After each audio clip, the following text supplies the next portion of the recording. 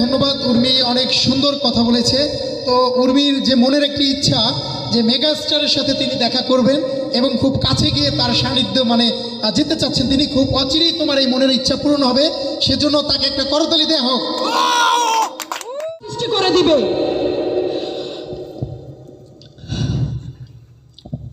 আর কি বলবো, শাকিব খানকে নিয়ে বললে তো শেষ হবে না, কথা শেষ হবে না। কারণ সেই ছোট্টবেলা থেকে 16 বছর ধরে যে শাকিব খানকে ধারণ করে আসছি, শাকিব খানের জন্যে সারা জীবন ছুটতেছি, সারা জীবন ছুটব। তাকে ভালোবাসি, সম্মান করি, স্যালুট করি। এই তো সব মিলিয়ে আমি এখন আর কিছু বলতে চাচ্ছি না। আমি এভাবে কোনোদিন কথাও বলি না। আজকে এটুকু বললাম, শাকিব খান তোমার জন্যে, সাকিবিয়ানদের অনুপ্রেরণাতে এটুকু আমি বলতে পেরেছি।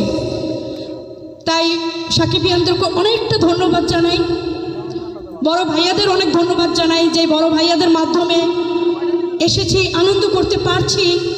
এখানে 3-4 জন বড় ভাইয়া আছে, আমাদের প্রিয় তুফান বড় ভাইয়া, লিটন ভাইয়া, বিজয় ভাইয়া, নাইম ভাইয়া, তানিম ভাইয়া, আরো অনেকে আছে, নাম বললে তাদের নামও শেষ হবে না।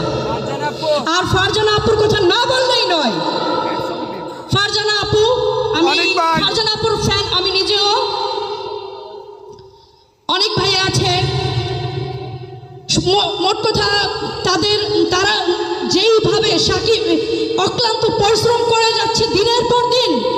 আমি সাকিবিয়ান ভাই বন্ধুরা তোমাদের সবাইকে স্যালুট জানাই।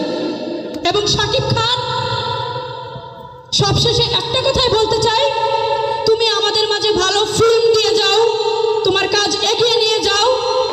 আর ষড়যন্ত্রকারীদের উদ্দেশ্যে একটা কথাই বলবো, ভাই এবার থামেন, লাভ নাই, কোনো লাভ নাই।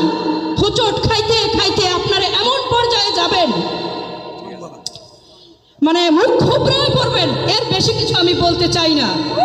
শাকিব খান, আজকে থেকে তো শাকিব খানকে আমরা এই নামেই ডাকবো, সেটা হলো গ্লোবাল মেগাস্টার শাকিব খান। আর পার্সোনালি একটা কথা আমি বলে শেষ করতে চাই, ভাই শাকিব খান আমার জীবন। শাকিব খান তুমি আমার জীবন, মৃত্যু পর্যন্ত দেহে যে অবধি নিঃশ্বাস থাকবে সে অবধি তুমি আমার জীবন হয়েই থাকবে।